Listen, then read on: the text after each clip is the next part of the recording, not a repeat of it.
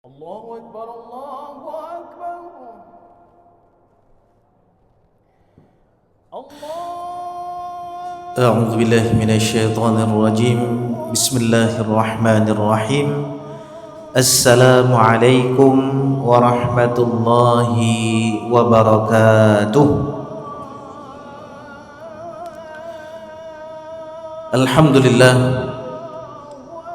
الحمد لله الذي هدانا لهذا وما كنا لنهتدي لولا أن هدانا الله. أشهد أن لا إله إلا الله وأشهد أن محمدا عبده ورسوله.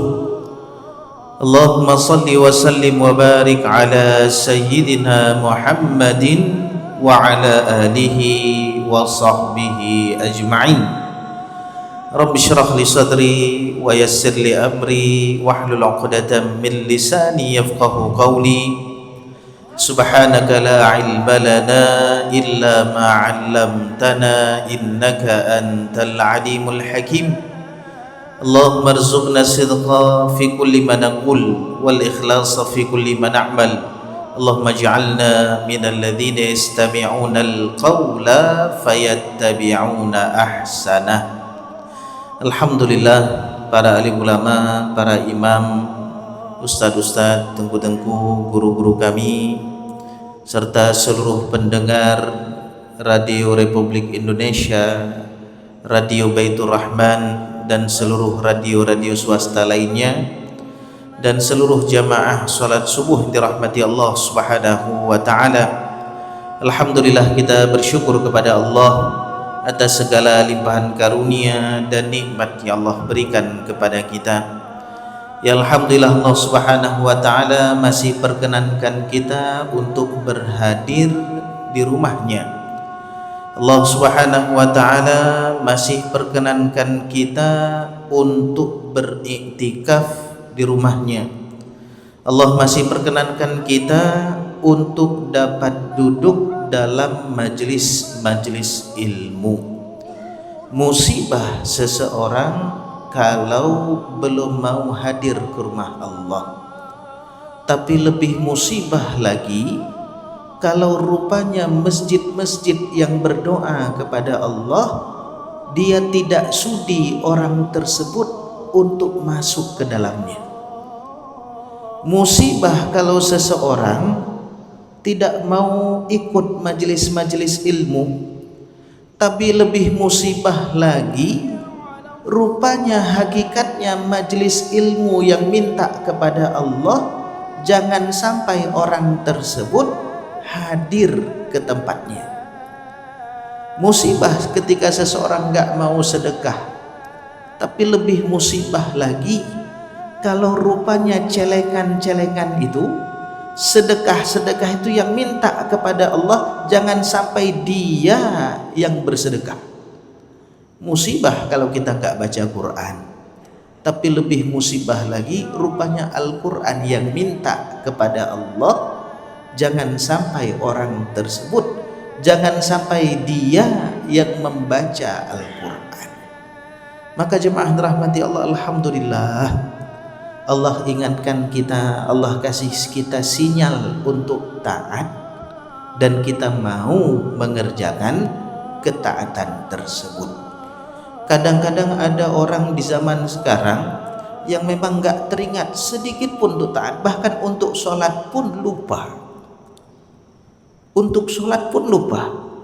Maka alhamdulillah, Allah ingatkan kita untuk taat, dan Allah mudahkan kita untuk mengerjakan ketaatan tersebut. Maka patut kita syukur kepada Allah Subhanahu wa taala.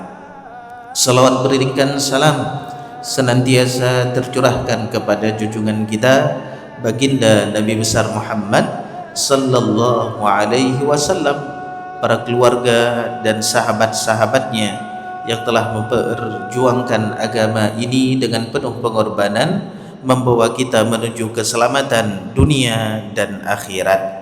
Sidang jamaah dirahmati Allah Subhanahu wa taala, alhamdulillah kembali Allah pertemukan kita. Biasanya kita di malam Jumat, dan alhamdulillah Allah pertemukan kembali kita di hari Selasa subuh ini. Mudah-mudahan perjumpaan kita ini betul-betul perjumpaan yang nantinya akan kita banggakan di hadapan Allah Subhanahu wa taala. Amin ya rabbal alamin. Jemaah dirahmati Allah Subhanahu wa taala, dalam kesempatan pagi hari ini kita sama-sama akan membahas sebuah hadis daripada baginda Rasulullah sallallahu alaihi wasallam ketika ada seorang sahabat yang datang kepada Rasulullah bertanya tentang hal yang sangat penting untuk dijadikan pegangan dan pedoman dalam keseharian, dalam kehidupan kita di dunia ini. Bahkan nasihat tersebut merupakan nasihat yang kekal, yang betul-betul kalau kita mengerjakan apa yang disampaikan oleh baginda Rasulullah daripada jawaban pertanyaan sahabat ini, dipastikan kita betul-betul selamat dunia dan akhirat.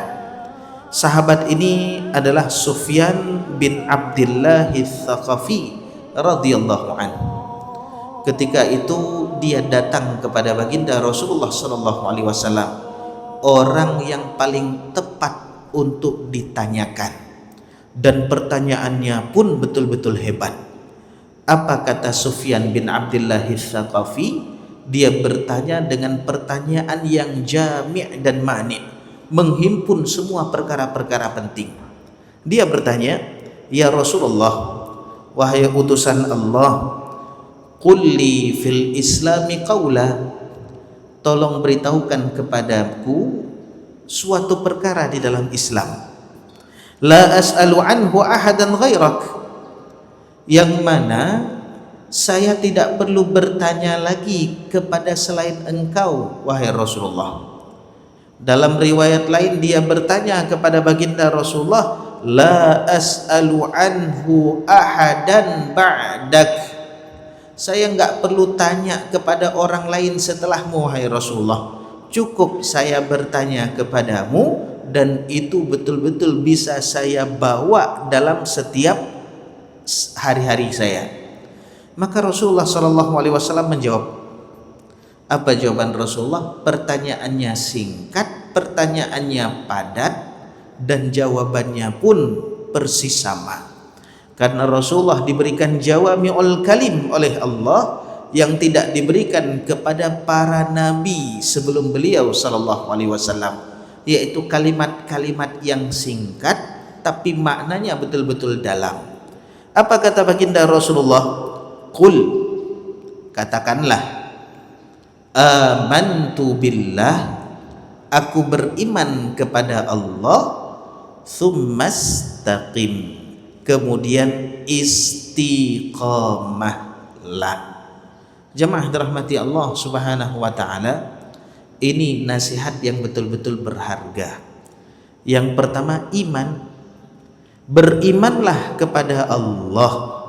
Iman ini jemaah dirahmati Allah perkara yang paling mulia di atas muka bumi ini, iman.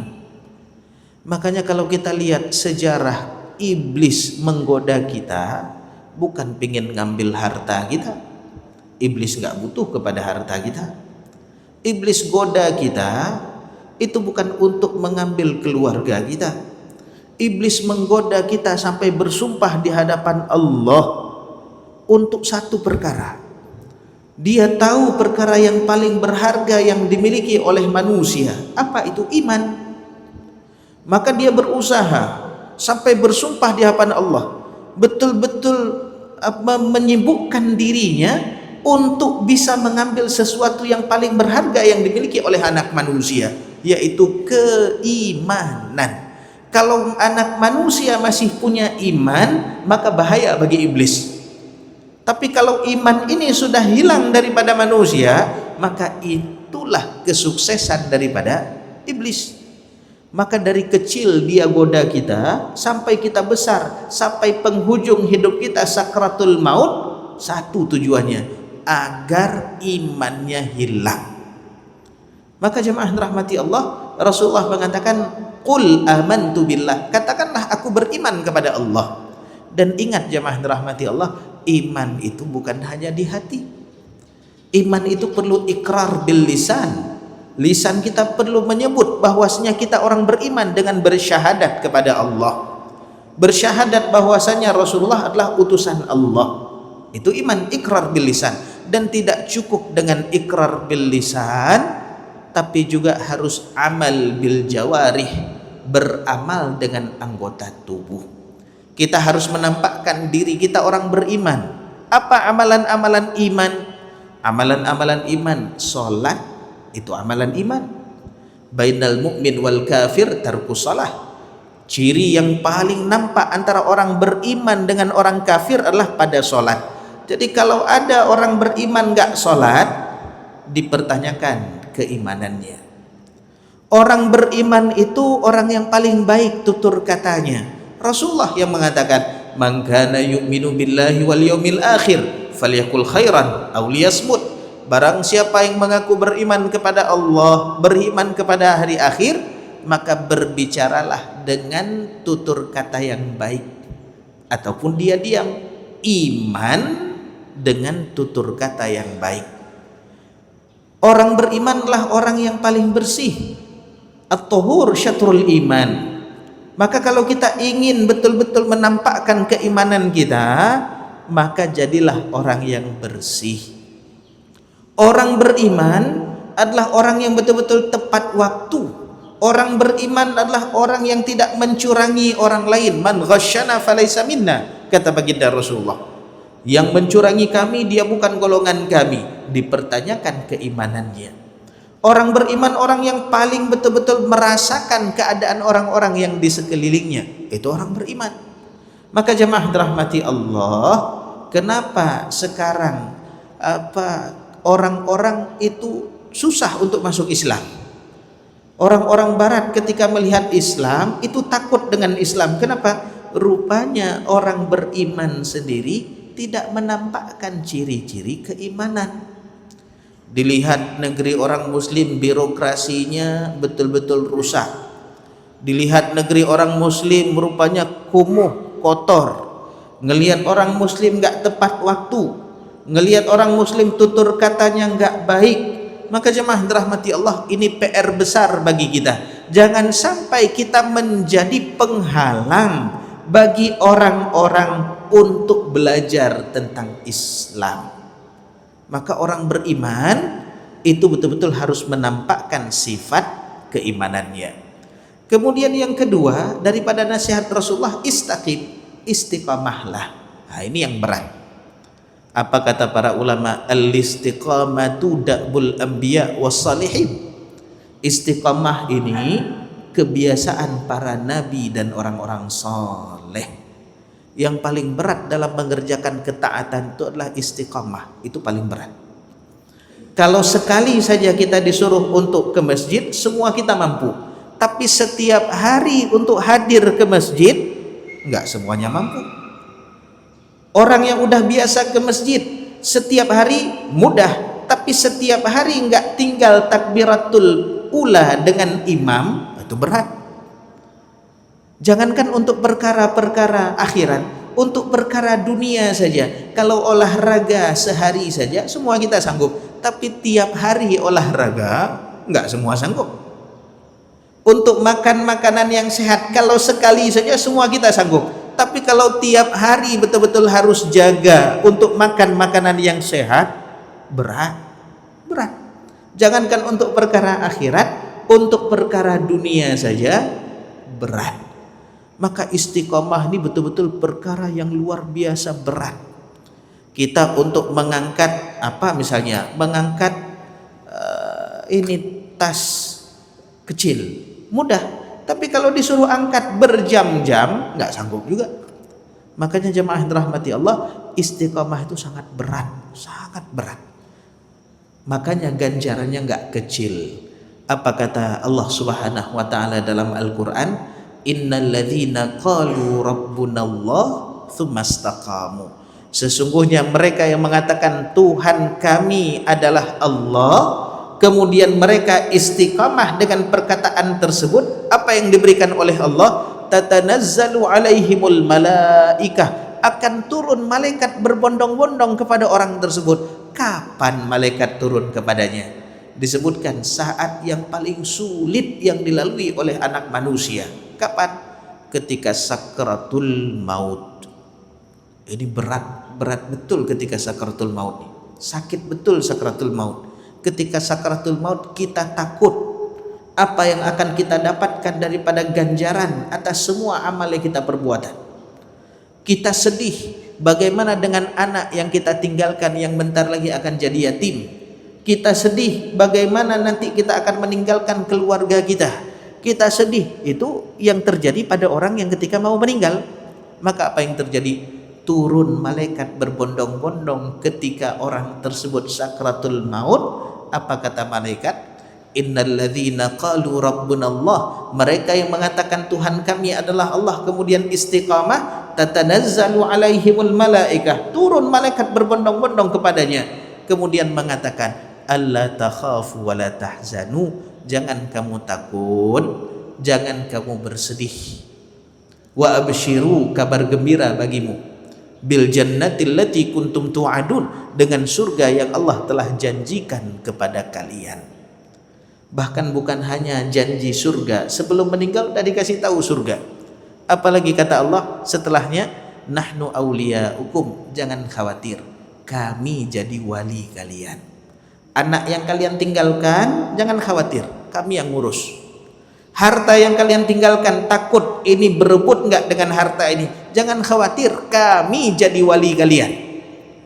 Keadaan kalian nanti di dalam kubur jangan khawatir, kami jadi wali kalian. Nanti ketika di ardul mahsyar jangan khawatir, kami jadi wali kalian. Bayangkan kalau orang walinya malaikat, apa yang ditakuti? Kita aja di dunia kalau di sekolah ada santri, ada murid yang walinya orang hebat, itu kadang-kadang nggak berani kita, segan kita perlakukan dengan cara yang khusus. Kenapa? Walinya orang hebat, apalagi dengan walinya sebagai seorang malaikat. Maka jamaah dirahmati Allah, orang istiqamah ini betul-betul dijaga oleh Allah, hidup dan matinya, bahkan keluarganya dijaga. Dalam surat Al-Kahfi yang sering kita baca, Allah ngutus dua manusia terbaik di zaman tersebut, Nabi Musa dan Nabi Khidir. Untuk apa? Ngurus harta anak yatim. Ketika ditanya, ngapain ngurus harta anak yatim? Siapa dia? Apa jawaban Allah dalam Al-Quran? Wa kana abuhuma salihah, ayahnya itu orang soleh. Bukan ayah langsung, itu disebutkan ayah daripada ayah daripada ayah daripada ayahnya, 7 yang ke bawah. Gara-gara kakek buyutnya orang soleh, orang istiqamah, cucunya itu betul-betul dijaga oleh Allah dengan mengutus orang terbaik di zamannya. Nabi Musa diutus untuk jaga. Itu kelebihan mereka yang istiqamah. Bahkan jemaah dirahmati Allah, saking beratnya istiqamah nih, Rasulullah pernah ketika dijumpai oleh Abu Bakar, araka syibta ya Rasulullah, saya lihat engkau telah beruban wahai Rasulullah. Apa jawaban Rasulullah? Syayyabatni Hud wa akhawatuha, yang buat saya beruban itu surat Hud. Dalam surat Hud ada firman Allah, fastaqim kama umirta, istiqamahlah engkau sebagaimana engkau diperintahkan. Berat istiqamah. Biasanya di bulan Ramadan kita punya target baca Quran. Itu bagaimana? Kata para ulama, supaya bisa istiqamah jangan mulai dengan yang berat-berat, mulai dari yang ringan-ringan saja dulu. Dengan yang ringan-ringan, sholat tahajud, kalau memang belum terbiasa tahajud, nggak perlu bangun jam 12 malam sampai 1 jam 2 jam, itu dijamin besok nggak mau lagi. Tapi kalau sholat tahajudnya 5 menit sebelum azan subuh udah di atas sajadah 2 rakaat sholat, itu besok pingin enak untuk ngikut lagi. Baca Quran juga sama. Kalau hari pertama bulan Ramadan belum, sebelumnya nggak ada biasa baca Quran, hari pertama 3 juz 4 juz, besok dijamin nggak baca. Kenapa? Masih ada stok kemarin. Sedekah juga sama. Kalau hari pertama langsung sedekah banyak-banyak, besok nggak sanggup. Tapi bagaimana? Dia lihat kemampuan diri kita. Kalau kita udah lihat kemampuan diri kita, kita rutinkan. Kalau sudah rutin, Allah sendiri yang akan berikan rasa kepada kita, akan berikan kekuatan kepada kita untuk bisa menambah amalan tersebut. Ini malam pertama Ramadan cari masjid 1 juz. Sebelumnya nggak pernah, jarang betul. Itu besok diajak sama kawan nggak mau lagi. Tapi kalau kita nikmat, itu Masya Allah, betul-betul bisa. Maka disebutkan nggak pernah ada riwayat Rasulullah menegur orang yang melakukan amalan kecil, nggak pernah. Yang kecil-kecil nggak pernah ditegur sama Rasulullah. Yang besar-besar yang pernah ditegur. Ada sahabat yang ketika sholat isya baca surat Al-Baqarah, ditegur sama Rasulullah. Dia habis ngaji dengan Rasulullah, pulang ke kampung jadi imam. Ketika jadi imam, karena semangat habis ngaji dengan Rasulullah, sholat isya baca surat Al-Baqarah, khatam. Apa yang terjadi? Jamaahnya ada yang pisah, ada yang mufarakah, ada yang faraq. Maka ketika pisah diketahui olehnya, dituduh jamaah itu. Apa katanya? Anta munafik, kamu orang munafik ya. Orang munafik ini keluar dari jamaah. Dia nggak terima, lapor kepada Rasulullah. Rasul tegur orang tersebut. Apa katanya? Inna minkum munafirun. Di antara kalian ada orang-orang yang membuat orang lari daripada kebaikan. Gara-gara dia orang nggak mau jamaah. Gara-gara dia orang nggak mau ke masjid. Udah datang ke masjid, lihat imamnya, aduh Al-Baqarah, balik pulang ke rumah. Lihat datang ke masjid, Masya Allah, panjang betul. Akhirnya apa? Ku tanda imamnya, saya tanda imam tuh. Kalau dia lagi saya nggak mau sholat. Nah, ini ada orang-orang yang membuat orang lain lari daripada kebaikan. Pernah kejadian ada yang seorang dai nasional itu ketika sholat di bandara, apa yang terjadi? Jadi disuruh jadi imam, beliau nggak mau. Nggak apa-apa jadi imam saja, saya nggak enak lah karena di tempat yang lain. Apa yang terjadi? Imamlah orang lain. Ketika imam orang lain rupanya apa? Bacaannya panjang, beliau tinggal pesawat. Akhirnya apa? Kalau tempat yang betul-betul saya paling mau untuk jadi imam, saya akan pilih di bandara. Kenapa? Supaya orang lain mau sholat dengan bacaan-bacaan yang ringan. Ini mentang-mentang diundang di tempat-tempat hebat, show misalnya, memanjangkan bacaan atau panjanginlah ceramah dan lain sebagainya, itu jamaah dirahmati Allah, nanti jamaah nggak mau ikut. Maka mulai dari yang kecil-kecil. Bahkan ada sahabat yang tiap rakaat baca kulhu masuk surga. Ini bukan berarti harus ganti kulhu semuanya, sesuai dengan keadaan daerah masing-masing. Sahabat ini baca kulhu, rakaat pertama kulhu, kedua kulhu. Kalau ada banyak rakaat kulhu semuanya dibaca. Ditegur sama jemaah, kenapa Al-Ikhlas terus? Kalau memang baca yang lain ya baca yang lain. Kalau memang kulhu ya jangan baca yang lain. Ini kulhu terus. Di apa kata imamnya? Ini di Masjid Kuba di zaman Rasulullah. Jadi imam itu menjawab, kalau kalian nggak mau saya baca Al-Ikhlas, kulhu, cari imam lain. Jangan suruh saya jadi imam. Rupanya jamaah nggak ridha kalau bukan dia yang menjadi imam. Kenapa? Yang paling soleh, yang paling baik. Maka apa akhirnya? Jamaahnya ketika datang Rasulullah punya kebiasaan tiap minggu itu ada hari untuk berkunjung ke Masjid Kuba. Maka ketika Rasulullah datang, dimanfaatkanlah oleh jamaah untuk lapor. Ketika dilapor kepada Rasulullah pun tabayun kepada imam, ditanya, betul yang disampaikan jamaah? Apa jawabannya? Betul wahai Rasulullah. Kenapa kamu melakukan demikian? Apa jawaban sahabat nih? Innaha min sifatir rahman. Surat Al-Ikhlas itu semuanya sifat Allah yang maha rahman. Ahad, Allahu samad, lam yalid walam yulad walam yakul lahu kufuwan ahad. Dan saya cinta betul dengan Allah Subhanahu wa taala. Tiba-tiba Rasulullah diam sebentar, kemudian mengatakan, hubbuka iyyaha adkhalakal jannah. cintamu terhadap surat tersebut dikasih tahu sama Allah memasukkan kamu ke dalam surga. Itu kulhu. Tentu kalau imam baca pendek, kita jamaah pun senang.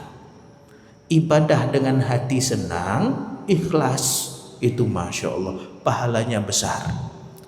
Kalau kita ibadah dengan cara yang berat, yang kita nggak biasa, itu apa yang terjadi? Cuman fisik kita yang ibadah, hati kita meronta-ronta, kapan berhenti, saya capek. Fisik kita ibadah, tapi hati kita menolak. Maka jemaah rahmati Allah, keikhlasan yang betul-betul sempurna membuat amalan kecil betul-betul besar di sisi Allah Subhanahu wa ta'ala. Mudah-mudahan kita semuanya yang berhadir di tempat ini, Allah berikan kekuatan bagi kita untuk bisa istiqamah dalam semua hal kebaikan yang bisa kita lakukan. Amin ya rabbal alamin. Subhanakallahumma wa bihamdika asyhadu an la ilaha illa anta astaghfiruka wa atubu ilaik. Wassalamu alaikum warahmatullahi wabarakatuh.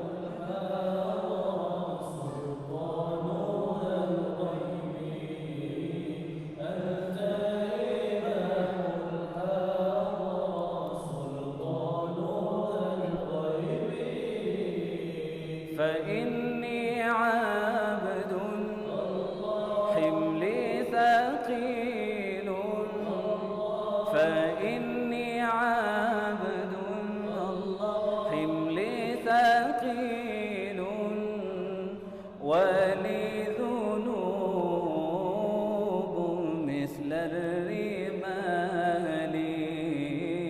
ولي ذنوب مثل الرمال يا أيها النبي الله والكوكب الدري الله يا أيها النبي الله والكوكب الدري أنت إمام الحضرة سلطانها الغيبي. Terima kasih Gibraltar. Terima kasih.